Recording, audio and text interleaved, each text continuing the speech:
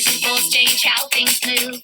Forces can go in different directions. Pushes and pulls can be strong or weak. Pushes and pulls change how things move. Forces can go in different directions. Pushes and pulls can be strong or weak. So when you push with force, things move away. They'll move back to you when you pull. Pushes and pulls change how things move. Forces can go in different directions. Pushes and pulls can be strong or weak. A force can change an object's motion. A stronger force makes bigger change. Pushes and pulls change how things move. Forces can go in different directions. Pushes and pulls can be strong or weak.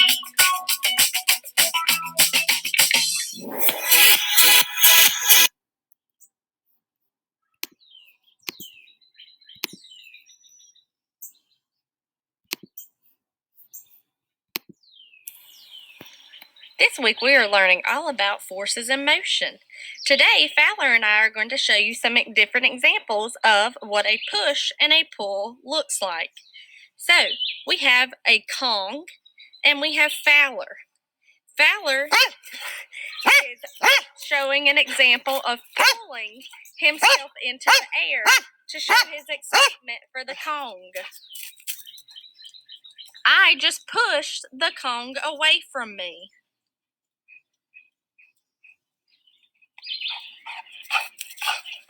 When Fowler drops the Kong, he pushes it out of his mouth. I pull the Kong towards me.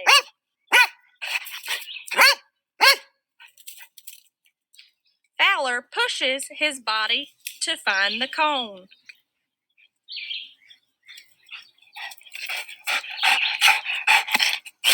So remember that these are some of the many examples of how force affects our everyday life.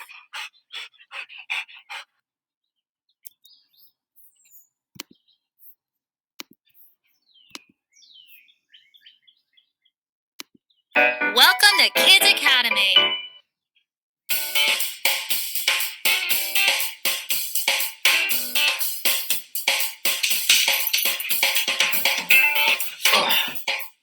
How about it, Polly? Hi. I've been thinking a lot about forces. Push or pull on an object. Like when I push this banana across the table, or if I pull it toward me. What is a force? That's a good question. What is a force? Let's talk about it. When an object moves from place to place, we call that motion.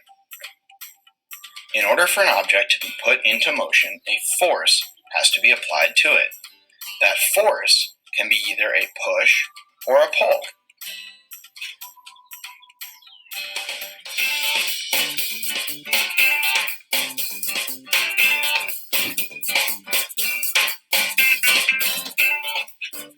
Now that we know a little bit about motion and forces, let's step into the lab and take a look at what they look like in real life using this toy truck. We're going to be exploring push and pull. So first what I'm going to do is I'm going to set the truck down facing forward and backward. When I push it, I'm usually moving the object away from myself so I can push it away from me. So now what I'm going to do is I'm going to pull it. When we pull an object, it usually comes toward us.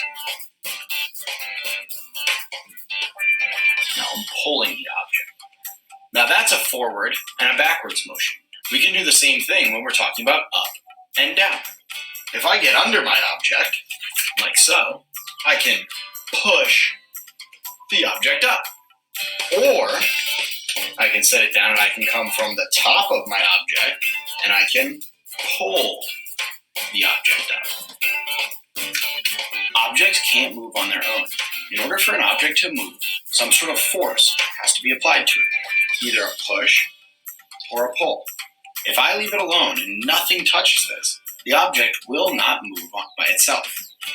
Now I'd like to play a game where we look at real life forces and determine whether they're pushes or pulls. I'm going to give you an example of force in action you got to shout out whether it's a push or a pull. Spinning in first, we have an RV towing a car. Push or pull? Pull. Next up, a game of shuffleboard. That's a push. What force am I using to roll this giant wheel?